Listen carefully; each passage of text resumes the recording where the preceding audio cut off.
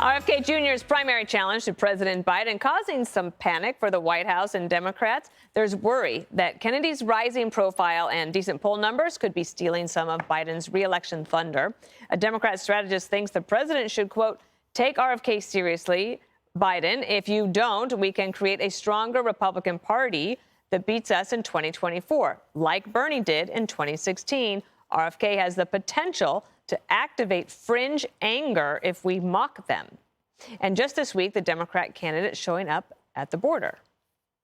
This is a humanitarian crisis because of the understanding across the globe that we now have an open border here.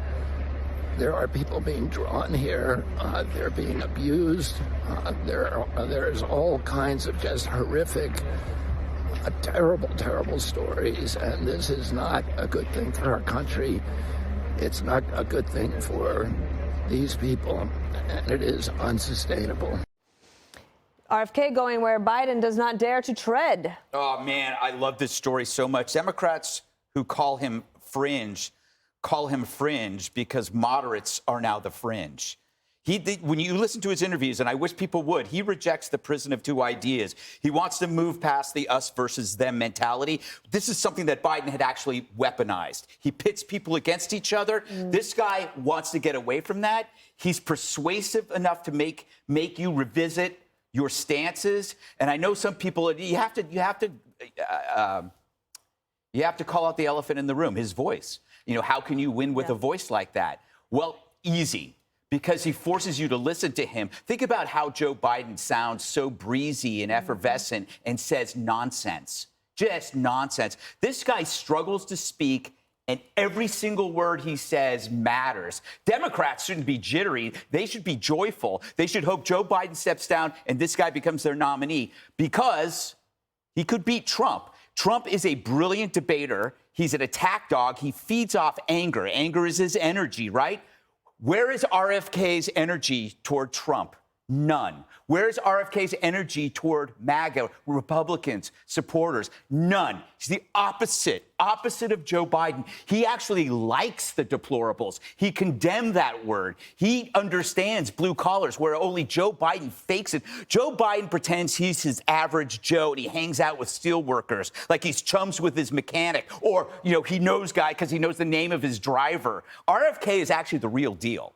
He goes out, he fishes, he explores, he reads books. I can't believe how much I like this person because I never could stand the Kennedys, but I might have to switch my party just so I could vote for him in the primary, because I honestly do think he is a serious breath of fresh air. He genuinely sees and feels the appeal of the Trump supporter and even Trump himself. And that's why I believe Trump will have a hard time debating him, because he'll agree with him. He'll agree with RFK Jr. on the deep state, on the military-industrial complex, on the unseen and unheard Americans. I mean, I don't know. I just think this dude is a powerhouse. It'd be stupid to write him off.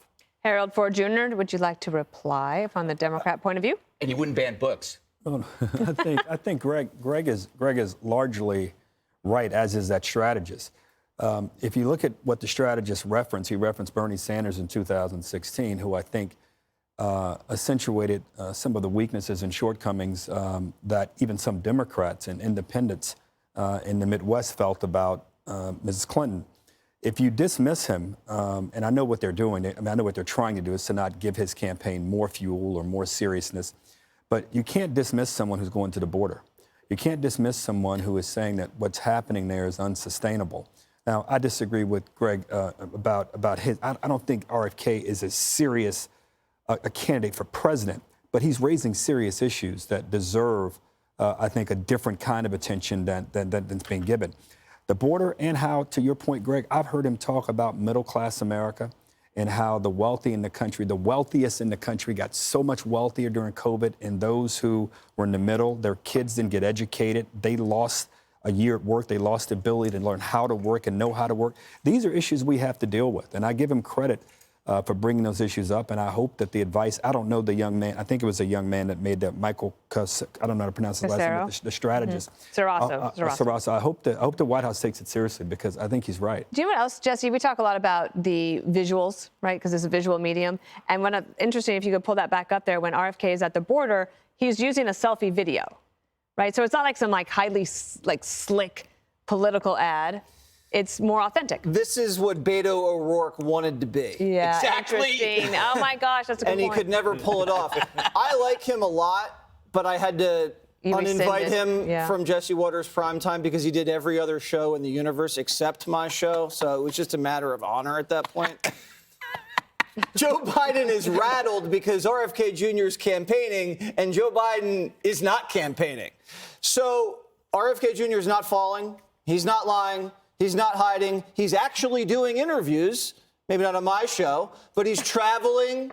He is engaging. I bet you'd see him in the south side of Chicago. You're going to see more of him in these venues, and it's going to resonate.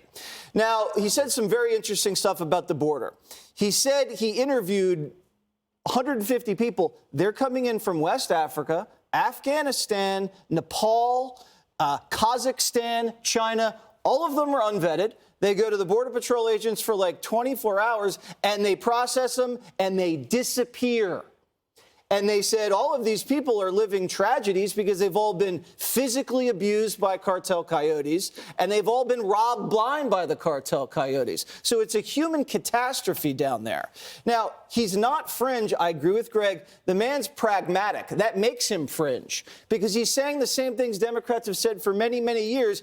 Defense contractors are getting boatloads of money to build weapons that they don't need. And big tech is censoring us, and big pharma is in bed with the federal government, and the little guy is getting screwed. If that makes you fringe, then we're all fringe. Judge Pirro, wrap us up. Okay. You know, I think that RFK is giving the Democrats something that Joe and Kamala can't, and that is a plan. Right. That is a coherent argument. That is appealing to issues that are important to us. I mean, him at the border, when I saw that, I said, good for you. Now, I know him.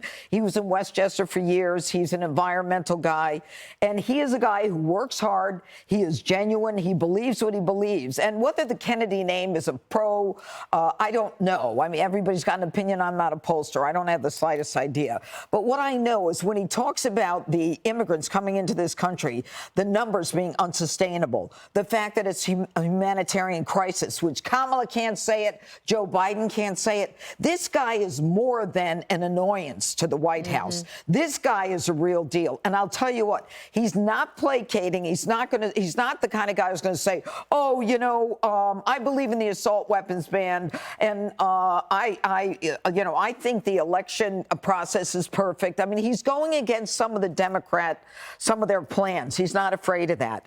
I think that even though he differs in some fundamental issues with Democrats, as long as he stays on that one cultural issue, abortion, with the Democrats, they won't care because they see him as credible.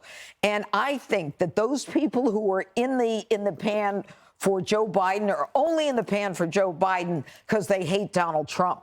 If they think that there is an alternative to not Donald Trump, but an alternative to Joe, they're going to jump in. This is a story that's just beginning. Hi, everyone. I'm Brian Kilmeade. I want you to do me a favor. I want you to click to subscribe to the Fox News YouTube page. This is the only way that I know for sure that you're not going to miss any great commentary, any great news bites, any great interviews coming your way on Fox. You can get it all here on YouTube. So subscribe right now.